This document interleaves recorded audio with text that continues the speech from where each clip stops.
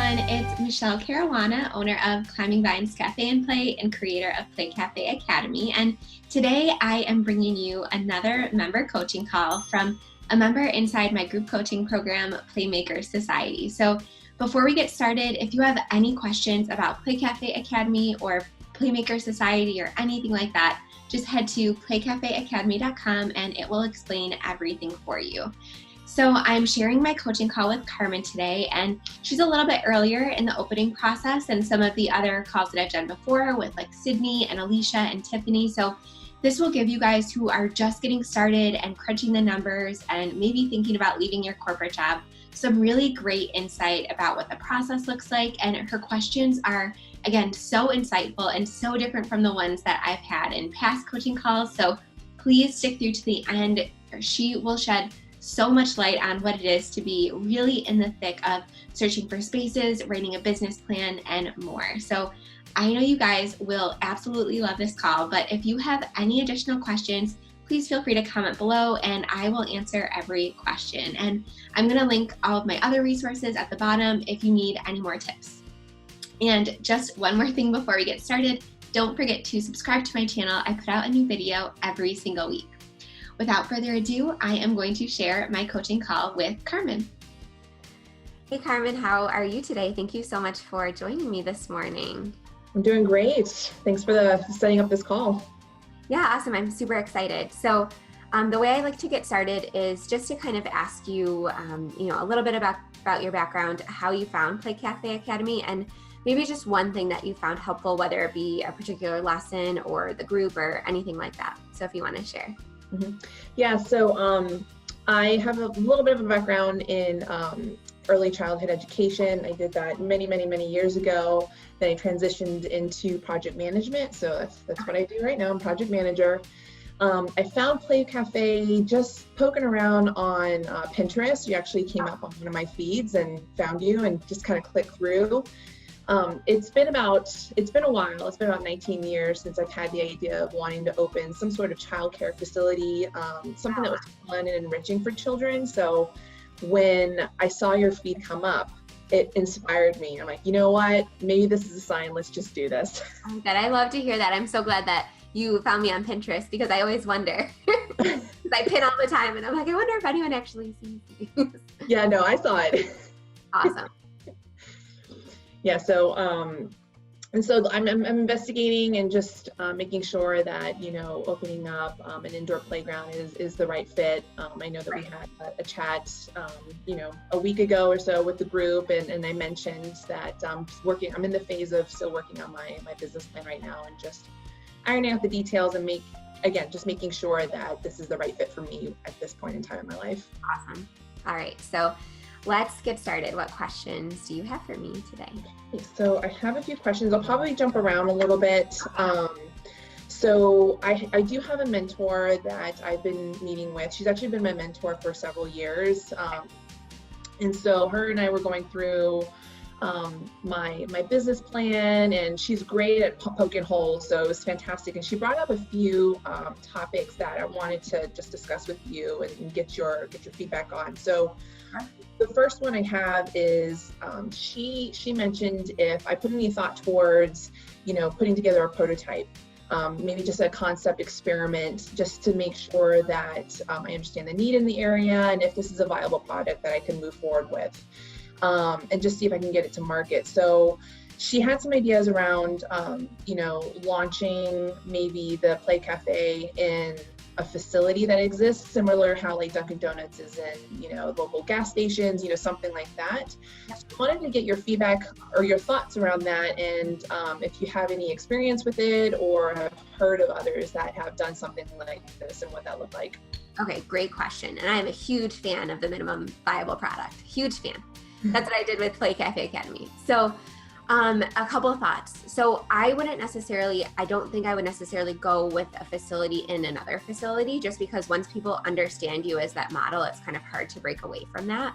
What I found to be more successful, and I didn't do this myself, I'll share my personal experience in a second, but what people have been doing in the group, and I'm not sure if you've seen this, is the mobile play concept has really been where people are seeing the most success. So what that means is they buy, it's really less than, a couple $1,000s worth of soft play equipment. They'll buy the fencing that goes around it, and they will start doing pop-up play in different facilities. So they're not tied to one facility. They're going around town and not only getting an idea for different areas in their town, but also making connections. They're getting to talk to thousands of real life parents all the time. It's almost like their own like little personal traveling focus group. And, because more and more what I've been seeing, I know I share in the course that I focus on birthday parties, and that's our Play Cafe's focus. So especially if that is a need in your area, and especially if that's something that you're considering focusing on, it really gives you not only hands-on experience with how parties are, because a lot of the people who will rent your soft play experience will be birthday parties. You'll get to kind of talk to them and see, okay, why did you decide to have this party at your home? Why did you decide to have this party at a lodge? Why did you decide to have this party at a rec center, and bring play equipment in instead of going to a place that already has play equipment? And that's going to be a great opportunity for you to understand, what the other places in your area are lacking. Because, I definitely agree that, a Play Cafe indoor playground doesn't necessarily fit with every area, especially if there is a lot of competition. But again, what I like about the soft play mobile rental is that you're not tied to a facility, because I've seen there's a local bakery in our neighborhood, and she, did a very similar, I guess, like minimum viable product. And she did like mobile coffee sales. And she would go from like business to business with like a coffee cart. And that's how, she established her name. She got started. That's how she got her startup money. But then when she opened up a brick and mortar location, it didn't translate, and nobody knew her as like a brick and mortar business model. All of the email addresses that she acquired, all of the customers that she acquired, they just weren't the same customers that were going to walk into a brick and mortar facility. So she ended up closing and going back to the mobile model. Yeah. So I definitely agree with the idea of a minimum viable product, but I don't necessarily think, especially just because the type of play that specific facility offers. So say you were to, I'm trying to think of a good example. One of the members in the group actually is opening her play area in like a fitness studio. So they're going to be charging her rent, and parents are going to be able to like work out. I think it's like a CrossFit gym, but that's like what she wants to do. Like that's kind of her end game. She's not testing. That's what she really wants to do. But if she were to then kind of move into a bigger space and start offering parties, start doing a bunch of other things, it's, it's not always a valid test, I guess is what I'm trying to say. What I again think is a better option is the mobile soft play, because it costs less to start up. There's less commitment because you're not tied to one specific location. And also all of the customers that you're acquiring, all of the email addresses, those are people that, they're showing up at festivals, they're showing up at other people's birthday parties.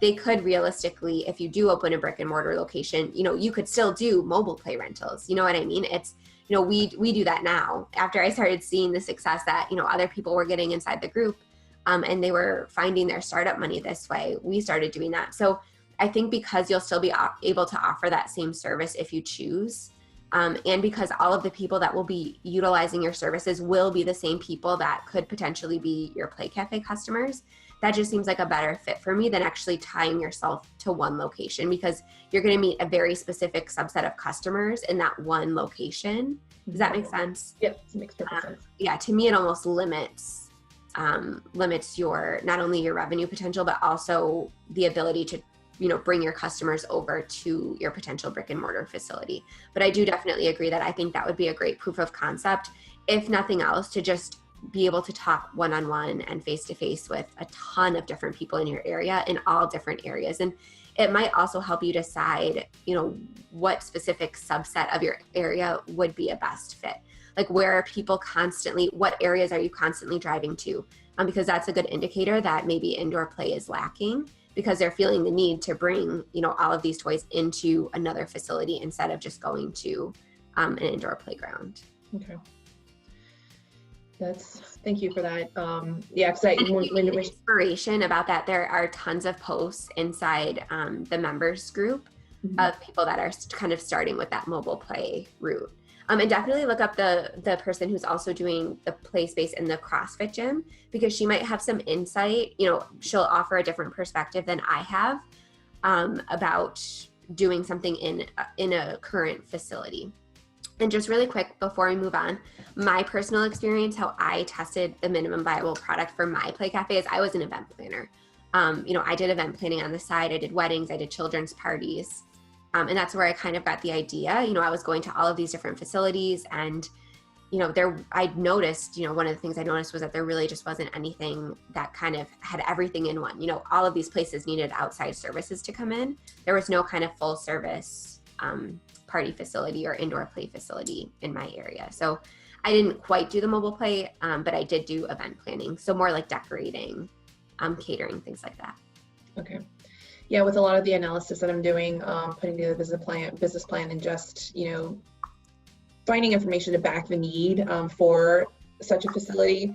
I'm finding that a lot of the places that we have locally, and we're talking about a facility that specializes in trampolines. There's another one that has really big play structures. It's more catered to older children. There's probably, I think, maybe one competitor that's even comparable to this, to the whole Play Cafe concept. Not exact, but they're pretty comparable. But I feel like the market in our area is definitely not saturated, just because there's nothing that caters to small children. Yeah. And that's exactly the place that I was. We had trampoline parks, we had bounce house facilities, but just be aware that once you start to see success with a business model, other people will try to emulate it. So just because your market is not saturated now, there was nothing like our facility when we opened. There was one like very similar to what you said, comparable, but not really. Yeah. They didn't have a cafe, they didn't do coffee, anything like that. So it was different, definitely a different vibe.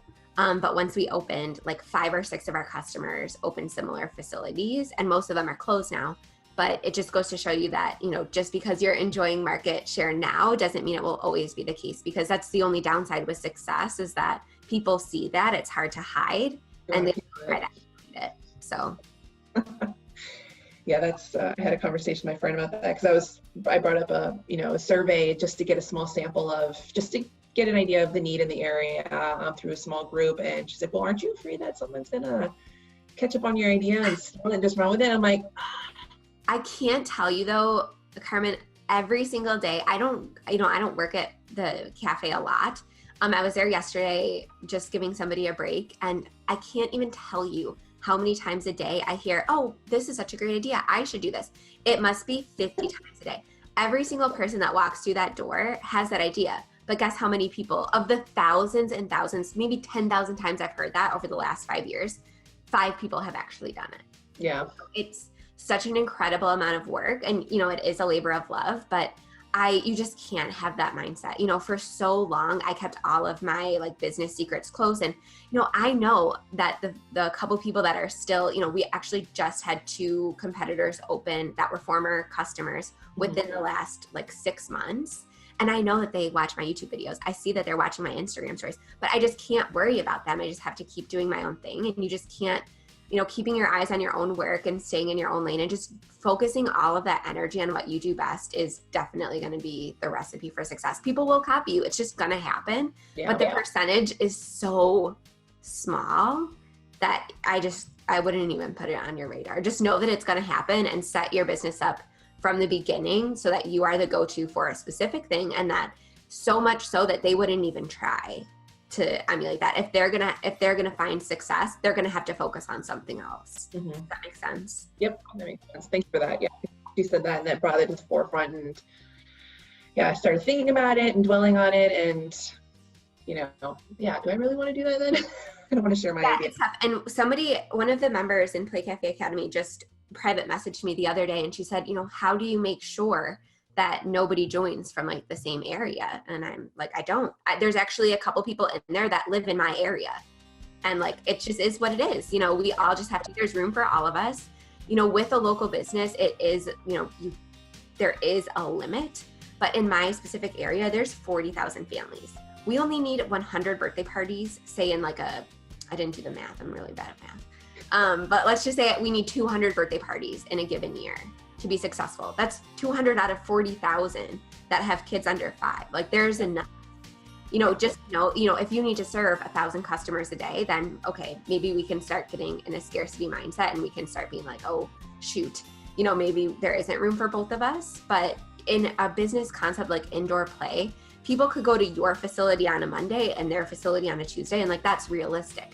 It's not like a wedding dress shop where you get one shot at getting a customer and that's it. You know what I mean? Mm-hmm. We could have a party with you one year and a party with them the other year. It's just, you just can't, you just have to do what you do and people are going to steal it, and it just is what it is.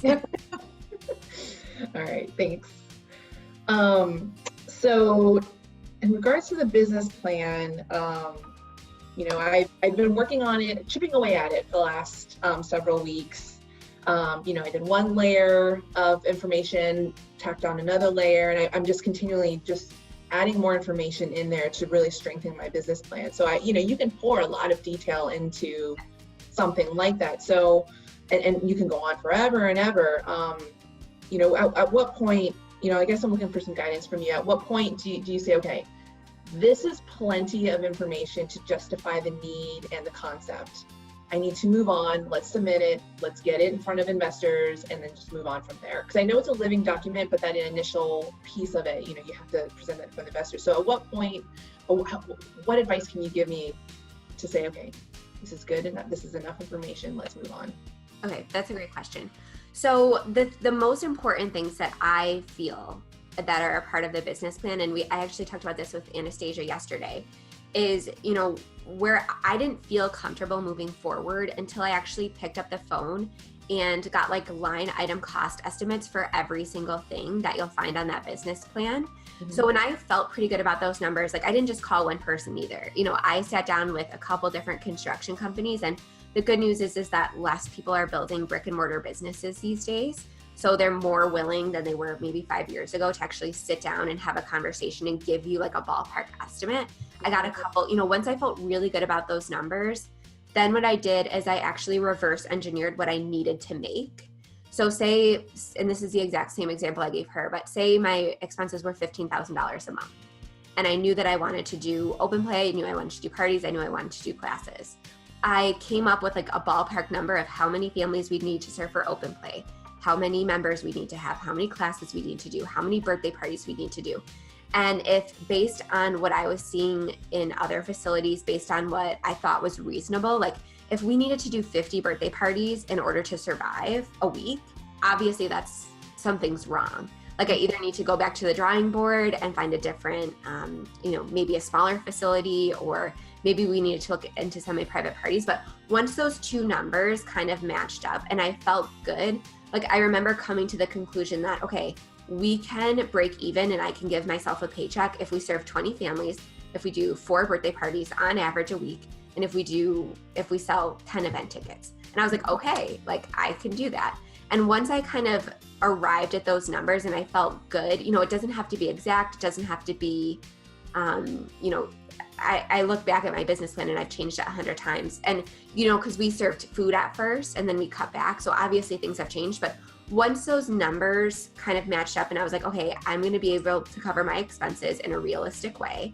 It wasn't a reach goal. It was like, okay, I feel good about this. Then I kind of submitted it to the bank. Because if you submit something to the bank and you're not going to break even for 3 years, or if you need to serve 200 families in a 200 or a 2,000 square foot facility, that's the first thing they're going to look at. And that's where they're going to poke holes, like similar to what, your mentor is doing. They're going to look at the numbers. So I think the market analysis, all of that is good.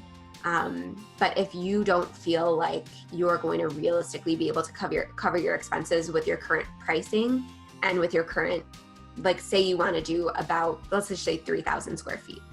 Like I said, if you need to do 50 parties a week, you need to go back to the drawing board. You either need to change your prices, you need to focus, but once the numbers look good, I think, everything else can kind of, like you said, be a living document. But it took me a while to play with the pricing, to play with how big our space could be, to play with, how much our startup costs were going to be, how much we needed to make, or how much we needed to borrow from a bank. Because the first couple times I passed through it, I was like, we're never going to be able to serve this many people. And then it was like, oh wait, we'll just have to up our birthday party game. But once I figured out that balance and I figured out all of our different streams of revenue, because they're going to want to see not only are you going to be able to cover expenses, but they're going to want to see exactly, not exactly, but a ballpark of what percentage of your revenue is going to come from each source.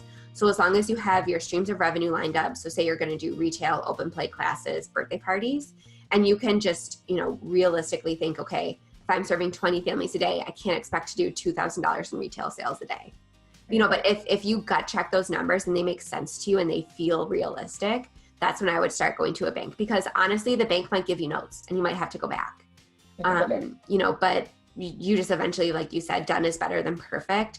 And they might have feedback and you're just going to have to, accept that. Like if they say, okay, well, you want to serve 20 families a day, what radius are they going to come from? Are they going to come from 5 miles? Or are they going to come from 20 miles? And you might have to ask people, how far on average do you play? You might have to just get some, the worst thing that they can say is they probably won't say no right away. They'll say, can you get me more information on this? And then you go get that information. But I wouldn't be scared to at least have an initial conversation with them, even if you don't feel like every single piece is there.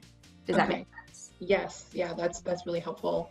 Yeah. One of the things my mentor brought up was that, I showed her my business plan. She's like, all right, you got all the meat here on the bones. She's like, but you're working your way in, out. She's like, you need to work your way out, in. So I started to come up with some of the figures, and that was the part that I was holding off on, that I was kind of delaying. Like, I'll chip away at this little by little, get some numbers, but that's probably something I should have initially started with at the very beginning. So I'm working on that now and trying to get numbers, which is not exactly easy. No, it's not. And one of the things, it's like a chicken before the egg scenario, because you can't crunch the numbers until you know where your revenue is going to come from, and you don't know where your revenue is going to come from until you know what kind of play facility you're going to be and what you're going to focus on. And you don't know that until you do your competitive analysis. So it's one of those things that, I don't think there's a bad place to start, but obviously you're going to have to face the numbers at some point. And you might have to go back. You might have to add a revenue stream. You might have to say, okay, I didn't initially think that I was going to offer classes or events, but it looks like, based on my revenue numbers, I'm going to need another source. Mm-hmm. So again, with a minimum viable product, I would just go through, take a first pass at it, gut check the numbers, and something that I was talking about with Anastasia is I would go to facilities and I wouldn't, misrepresent myself or anything. I wouldn't approach other customers, but I just try to notice about how many people are they serving? When are they slow? When are they busy? Do they do semi-private parties? Because, there's more information available to you than you think, right? So if a facility is doing private parties, like for Climbing Vines, for example, you can go right now and see exactly how many party slots we have booked and exactly how many are empty. You know what I mean? People can basically get a back end view of our revenue without having a real look, without even reaching out to me. Yeah. Obviously, if they have semi-private parties, it's going to be a little bit more different, but just poking around and kind of trying to get a good feel for it and just making sure, again, that all of your numbers just make sense and are realistic. There's more information out there than you think. And I'm probably too nosy, but I'm a numbers person, even though I'm bad at doing math in my head, but I did go to school for economics. I'm a numbers person. And I didn't bring my business plan to somebody unless I felt like not only was it realistic, but it was in line with what the market was currently doing. Because obviously you want to be delighted by, being more successful than you thought, but I'm a worst case scenario kind of person. So we ended up being surprised. We thought, I think in my business plan that I shared with the group, we thought we were going to do 2 parties a week, but it ended up being a lot more. And that was a nice surprise. And it kind of drove our business direction. So even after we got funding, even after we opened, we still changed our business plan and still changed direction. So it just goes to show you just how living a document that is. You just kind of have to pivot as, the customer, because, and also, Instagram was barely a thing. And now it's a huge thing. And there's balloon garlands, and people put a lot more detail into birthday parties than they did when we first opened. So we've just had to constantly respond and change with that. And, so our business is still constantly changing. Okay. Let's see, what else I got? Okay, so all right. So it sounds like we touched on some of the questions that I have here. So this is more of a question for you. If there is And I know that you've talked about, a few things that if you could go back and redo something, I know there's a few things that you mentioned that you would do, but I'm gonna go ahead and ask, if there is one specific monumental thing that you could go back and redo, what would be that one thing? I probably would have slowed down a little bit. I only had an 8-month-old when we opened. I quit my job and we opened like the next month. I didn't give myself, I went from like idea to actually opening in like 6 months-ish, which, nowadays is a lot more realistic because, I do put like Play Cafe Academy out there. There is, mentors available. But when I opened, there was really nothing. I was learning completely from scratch. Mm-hmm. And, I think I jumped the gun on our location a little bit just because I was feeling impatient. A lot of people I find have trouble moving forward and taking action. I have the opposite problem. I get an idea and I immediately dive into massive action and I can't stop until it happens. Like that's a flaw. It sounds good, but it's a big flaw of mine. And so I think I just was so impatient that I jumped at like the first yes we got from a landlord. And, it just seemed perfect. It was like, it was a couple minutes away from our house. And I think I wish I would have just put the brakes a little bit and taken the time to see more locations. I mean, we looked at quite a few. But it's, I've shared this before, but our lease is just so expensive. Our rent is so expensive. And I kind of let like the shiny object get in my way. I thought that, being street visible was so important. And I was like, yes, it's more expensive than we wanted to spend, but it's so pretty on the outside and it fits with our vibe. And the landlord's so nice and they can open on time. And I just wish, and I was just put so much pressure on myself to open at a specific time that I wish I could go back and just understand how small of a speck those like couple months were. Like if I would have just slowed down and waited 6 months, like my life could be complete, I could have been a lot more successful. I could have, broken even a lot quicker. I wouldn't have to worry about paying as big of rent as I do every month, but I was just so impatient and I just said yes too quickly to so many things. Mm-hmm. Like the first furniture I looked at, I'm just like, and I'm also a very quick decision maker. So like I see something I like and I'm like, sure, like go for it. But I did that too much. I think I didn't think things through as much as I should have, which is why I put Play Cafe Academy together to like help people think through every single thing. Cause you really don't realize, like you put together your layout for a bathroom and you don't realize at the time the implications that it's going to have for years and years and years. Like every single thing in this kind of business matters. And I think that's why a lot of them fail is because, as parents, our facility serves children 5 and younger on average. Like, yes, you can be up to 7, but typically under 5. Mm-hmm. And I was like, well, I want to open because it would be so cute to have like my baby there while he's still, and like, I just wish I wouldn't have put that pressure on myself. And I see so many other people putting that pressure on themselves to open at a specific time, but if I could have just waited 6 months, we could have had a bigger location for less rent. And with that less rent, we could be making more improvements. We could be hiring more people. I could have taken a step back earlier. Like I didn't take a maternity leave at all with my second, like, and I had an emergency C-section. I was literally like, I had him, I think on a Saturday and like, we had parties that week and I was like, on the phone constantly. And it was not ideal. But I set myself up for that because, we signed a lease that was too expensive and I said yes to too many things. And so it took me, yes, we did end up figuring it out. But it wasn't easy and it could have been a lot easier if I would have just, looked at a bunch more options, really stepped back and said, okay, is this money that we're spending, is a pretty outside really worth it? Are people going to care? The answer, spoiler alert, is no. I wish I just would have thought through each decision a little bit more. And like from the outside looking in, a lot of times I'm like, well, why didn't I think of that before? And the reason you don't think of it is because when you're opening a business on such a short timeline, there are a million decisions. And sometimes and I was also working full time. I was working full time, like 50 something hours a week. And I just got decision fatigue. And at the end of the day, I had to make these decisions. And I'm like, okay, like I just put my kid to bed. It's 9. I already made 25,000 decisions today. Like it's so easy to just let things fall through the crack because you're tired. But a longer timeline could have taken that away. Does that make sense? Yes. I Yeah, a rushed. lot of what you're saying definitely resonates with me. And then the mindset of like, oh, this looks good, let's just move forward with it. I do the With same. a brick and mortar business, it's hard because like with my online business, I get an idea, put it into action, it doesn't work, no big deal. Yep. It happens. But with a brick and mortar business, a lot of the decisions that you're brushing through are permanent. Yeah.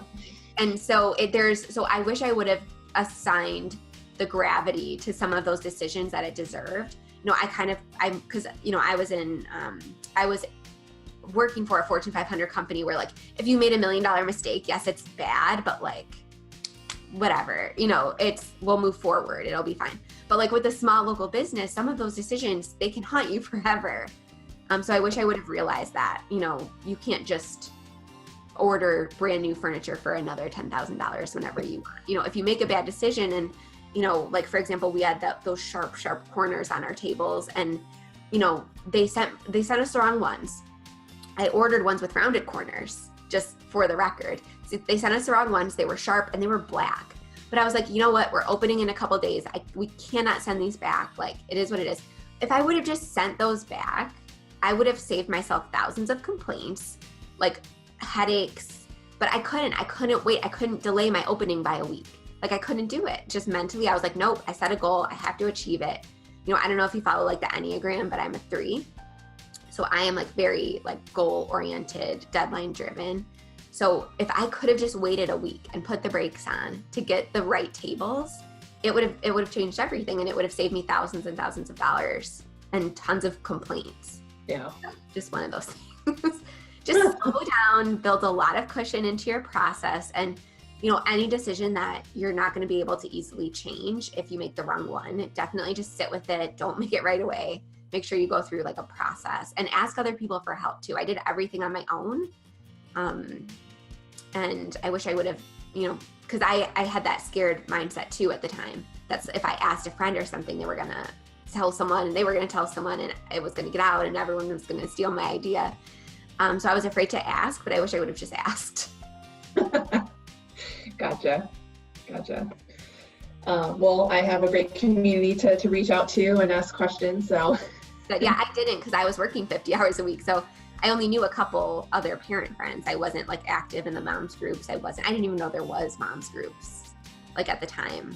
Yeah. Same here. As I'm doing research, I'm finding that there's all these moms groups. I'm like, oh man, I wish I knew about these sooner rather than later, but it is what it is. So I'll just need to start socializing and getting myself out there. So let me see. So you mentioned a little bit about, looking at the demographics within a certain radius of where the facility would be. So, through discussions with my mentor, in my analysis, I've done a 15-mile and a 25-mile radius. In our area, it's growing a lot, and in order to get from point A to point B, you do have to hop in your car and maybe travel about 15 to 20 minutes. So that's why I chose the 15 to 25-mile radius, just because everything's so spread out. But things are starting to close in a little bit as the community starts to grow. But she suggested that maybe I should hone in on more of a 10 to 15 minute drive, not necessarily anything past that. So that way I get a good idea of what that sustainable target persona in my area would look like. And, again, if that's sustainable. What are your thoughts around that? Okay, so I definitely understand where she's coming from. However, and I agree, first of all, but for us, we have 2 completely different ideal customer avatars, I guess I'll call it. So we have people that book parties and we have people that come for open play, and they are not the same customer. So the people that come from open play are definitely more centric. They're 10 to 15 miles. I mean, people, of course, do drive from further away, but like our core people that spend the most money with us, people that come to our events, people that buy memberships, people that buy packs of play passes, they're within the 10 to 15 mile radius. And they are typically like, I hate to generalize, but just to give you an idea, a lot of them are stay-at-home moms or they work from home. So single income household typically, they are definitely more budget conscious. They bring their own food. They're always they jump on any sort of coupon deal, anything like that, which is why we don't do them a lot. but they're more likely to use the facility several times a week, which is why we do membership. So when you're thinking about open play and memberships, if that's something that you're going to do, then I would focus on the 10 to 15 mile radius. Our regular customers don't book parties with us, which kind of seems counterintuitive, but because we do birthday parties on the more expensive side, I would say 7 out of 10 people that walk in on the day of their birthday party have never been to our facility before. 7 out of 10. And I would even venture to say it's as close to 8 out of 10. Because the people that book a birthday party with us, they generally drive at least 20, 25 minutes. They're a lot more spaced out. We even have people coming from an hour because their family's here maybe. But we have people come from a much greater distance. We actually very rarely have people that live very close to us have parties at our facility. Usually it's at least a 15 to 20 minute drive, and we collect zip codes and we mail invitations, so we know that they're accurate. So I feel comfortable saying that, but they're 8 out of 10 times 2-income households. The parents work during the week. They don't visit indoor playgrounds frequently at all. They just want, our normal customers, like the customers that come in during the week, they're very DIY. They like to sit and like do crafts, and they'll, they're much more, that's why we do our events the way that we do during the week, is we make them a little bit more involved. The parents that book birthday parties with us, they 8 out of 10 times want us to do every single thing for them. They're very, I don't want to say hands off. They have a limited time with their kids, and they want to come and enjoy the day. They don't want to worry about setting up. They don't want to worry about serving the food. They don't want to worry about cleaning up after. They, understand and appreciate that they want to be present during the party because they work during the week or whatever the case may be. And again, I hate to generalize, but that is 8 out of 10 times kind of the person that we see. So we have 2 completely separate ideal customer avatars, and we speak to them differently. We understand their differences, and, they sometimes cross over.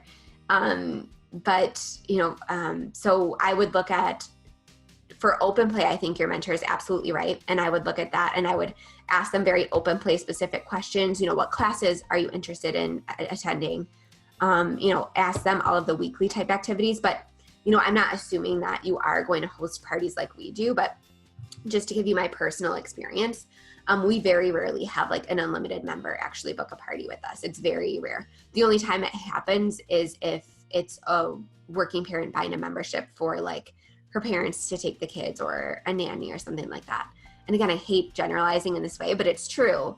I've had, almost 5 years experience, and this has very rarely proven wrong. But so when I'm looking for parties, I'm not looking within 10 to 15 miles. I'm not looking at stay-at-home parents. I'm not looking at parents of children that are a little bit older. I'm looking at a very specific type of customer, and they're a lot more spread out. Does that make sense? Yeah, that makes sense. Yeah, because I was pretty much generalizing them. So you've just opened another door for me just to look at it from a different perspective, and just kind of look at the customers separately, because they have separate needs.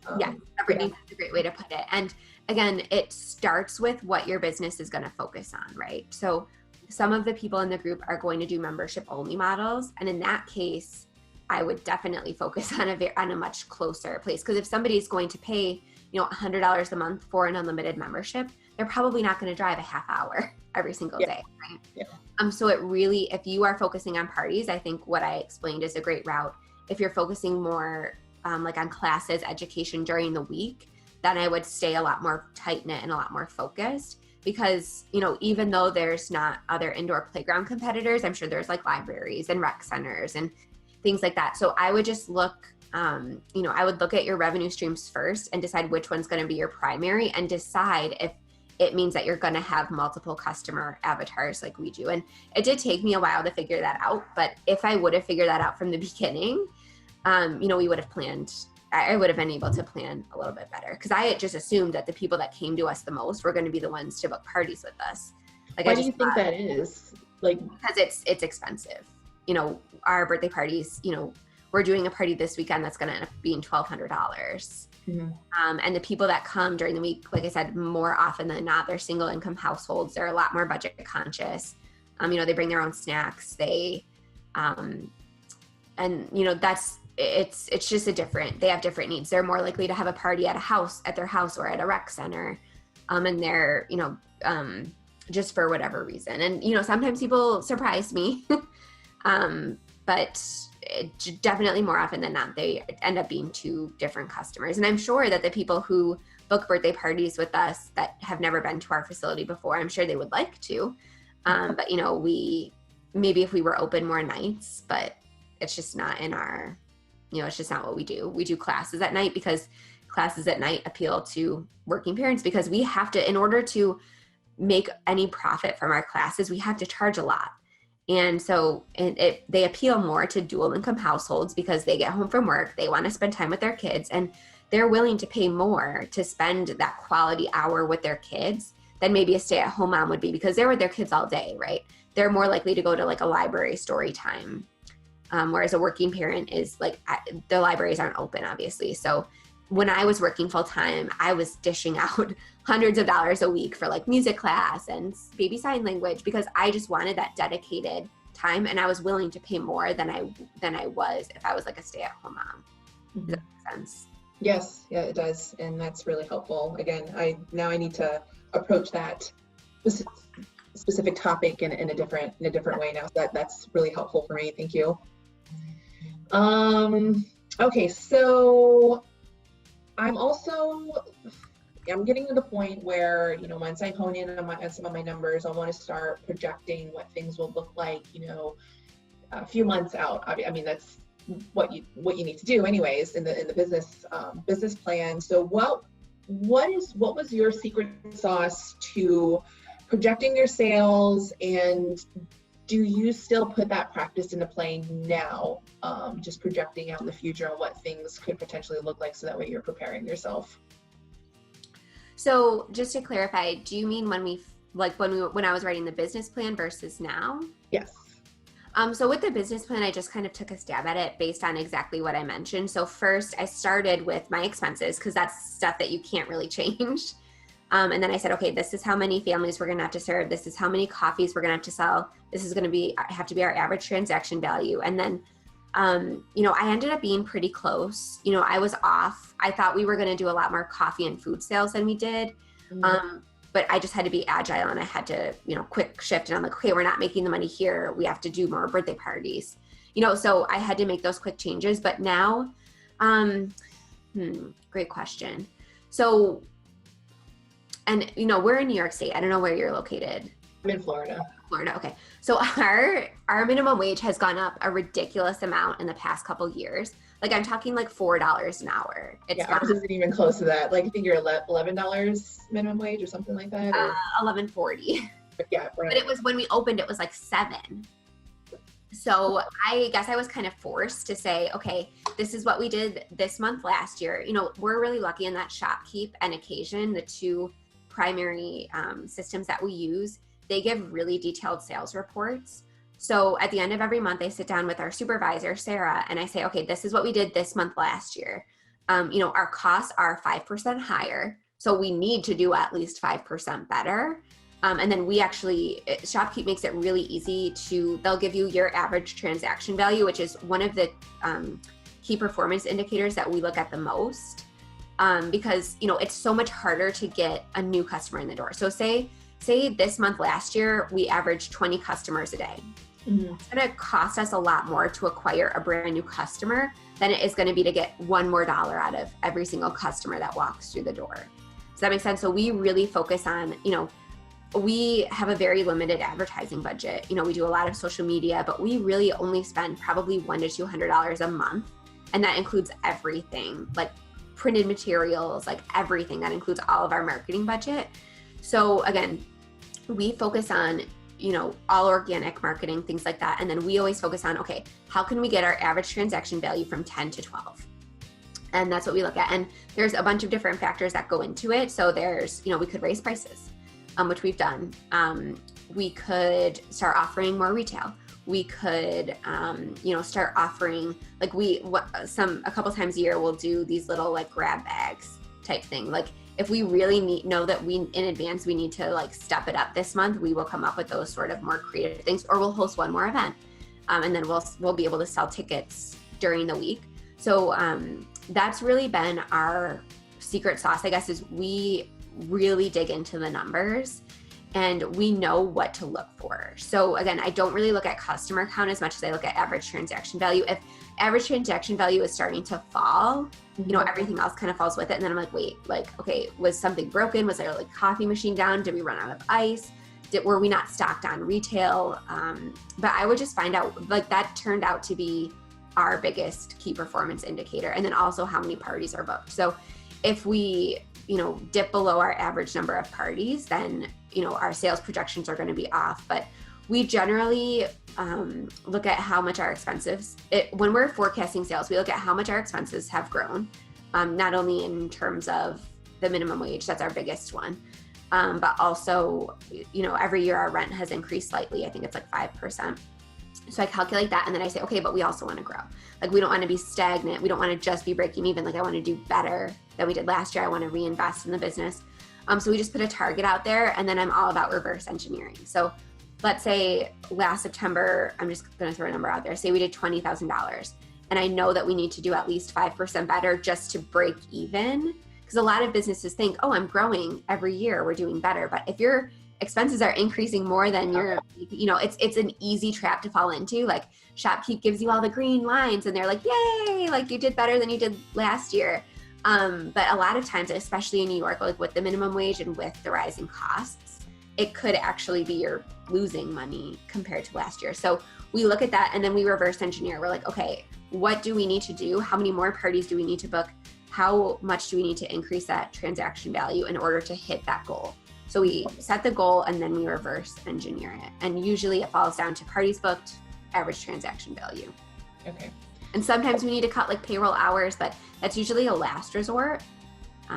You know, if we need to, if we can't hit our sales number, then we're going to have to change something else. We're going to have to lower our expenses. But that's usually what we do last, and it doesn't happen often. Okay.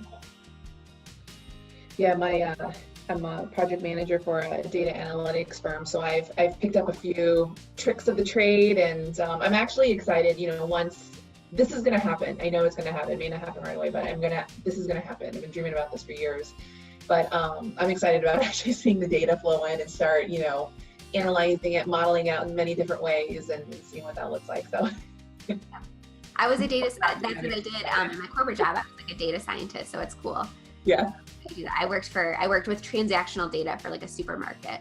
So we had to do all sorts of data modeling and customer analytics. So it's fun. Yeah, it is fun, but it can also be overwhelming, especially when it's like, it's fun when it's not your money, when it is your money, and then it's like, oh shoot, like, you know what I mean? It's a lot more, there's a lot more pressure. I love numbers, and I often find myself like hiding from numbers, and then I have to be like, okay, why am I doing this? Like, is it because we're not going to hit our sales? And I really have to force myself to look, and we follow the profit first accounting system. I don't know if you got to that part of the course yet, but we follow the profit first accounting system, and like we have like 6 different business bank accounts, and there is money that goes away for taxes and profit that not only do I not see, but I literally can't even touch, because if I were to, I would spend it. You know, I would reinvest it back in the business. I would buy new toys, and I would trick myself into thinking like I'm doing the right thing. But so numbers can be a good thing, and they can also, you know, you just have to be self-aware and know yourself and know what happens when you have that information. That's smart too. That's another little nugget out of this, is just having those different accounts, or, you know, little. I would highly recommend the book Profit First. Yeah. By Mike Michalowicz. It is one of my favorites, and it's definitely a little dry. But it has completely changed our business. Because again, I would trick myself into thinking that I was spending money wisely because I was reinvesting it. But if we didn't have enough money for taxes, or if we didn't have an emergency cushion, then I'm doing our business a disservice, right? Yeah. Even if money is there, like, it doesn't necessarily mean that it needs to be reinvested or it needs to be spent. Like, I wasn't taking a paycheck, you know, with that money, with that extra money. I wasn't like going and buying new shoes. I was reinvesting it, but it turned out, you know, when, you know, we got a big bill, or when our espresso machine broke or something, it was a panic. Mm-hmm. So I would read that book if I could, that's another thing. If I could go back, I would be a little bit smarter about, you know, taxes, and I would have hired an accountant from the beginning. I did not. And one of the other coaching calls, someone asked me, I can't remember who it was, I think it was Tiffany. She asked, like, when you're going in, what's the most important thing to think about? So similar to your question, but she phrased it a different way. And I would already be thinking, when you're going in, before you open, I would already think about your exit strategy. So something that I didn't do is I didn't think like, okay, what am I going to do in 5 years when my lease is up and my kids are older? Like my son that was a baby now, he's going to kindergarten like this coming year. And he, rolls his eyes now and he has to come to work with me because he just sits in, like he still plays a lot, but he's definitely he's not in that like perfect age anymore. Mm-hmm. And I didn't think like, what am I going to do? So we didn't hire an accountant at the beginning because, I thought I could do everything. I thought because I took like one accounting class, I thought I could do it. And because, I had a QuickBooks license, but now that we're looking to either, our first location, because of the high rent, we're either looking to sell it or like move or do something with it because our lease is up in a couple months. But I didn't think about our exit strategy when we first opened. So we have to now go back and we have to hire somebody to go through all of those months and years of data that I didn't keep as good of track of because again, there's a million things that you can do. The last thing, like that's easy to fall down on the list. But now, like when we're working with brokers and things like that, we're having to really go through and have someone fix like all of our messy bookkeeping. So I wish I would have known, I wish I would have had the forethought to think, okay, what am I going to do in 5 years? Am I going to renew? Am I going to want to sell? And am I going to want to pass the torch on to another family? Am I going to want to just be completely done? Like, what do I want to do? And I wish I would have went back and be like, okay, what do I need to do from day one to make that 5-year plan or 10-year plan a reality? Because, the reality is you can't do this forever. At some point you're going to have to either pass it on to somebody or, something. So I wish I would have at least thought through those options and made those plans from the beginning. Another good little nugget right there. Thank you. I did not think about that. And so now I laugh every time I had to bring my 5-year-old there yesterday and he was like, you were just there yesterday. And I'm like, you don't know how lucky you are. I wish I would have thought about that. Like, cause I had no idea. I only had an 8-month-old. I was like, he's going to love it forever. And it's going to be his first job when he's a teenager. And like, life just doesn't always work out. So I guess what I'm trying to say is make sure you give yourself options. You don't know where you're going to be in 5 years. God forbid something could happen, a family member could get sick or something and you might want to take a step back. And if you don't have options and if you don't set up your accounts and data from day one, you might not have options, right? Yeah. Always good to have options. Yeah. They'll save time and money down the road because 5 years. Clean data. Yeah. 5 years comes faster than you think. All right. Well, those are all the questions that I have. Again, thank you for taking the time to meet with me this morning and so nice. my questions. Yeah, I love talking to all different people because everybody has different backgrounds and experiences and perspectives. So it's nice. Mm-hmm. No 2 coaching calls have been anywhere close to the same. So that's good. Yeah, it's been very interesting. I thought everyone was going to have the same questions, but turns out no. So thank you so much, Carmen. It was so great talking to you. I'll see you in the group. All right. Thanks. Bye. Bye.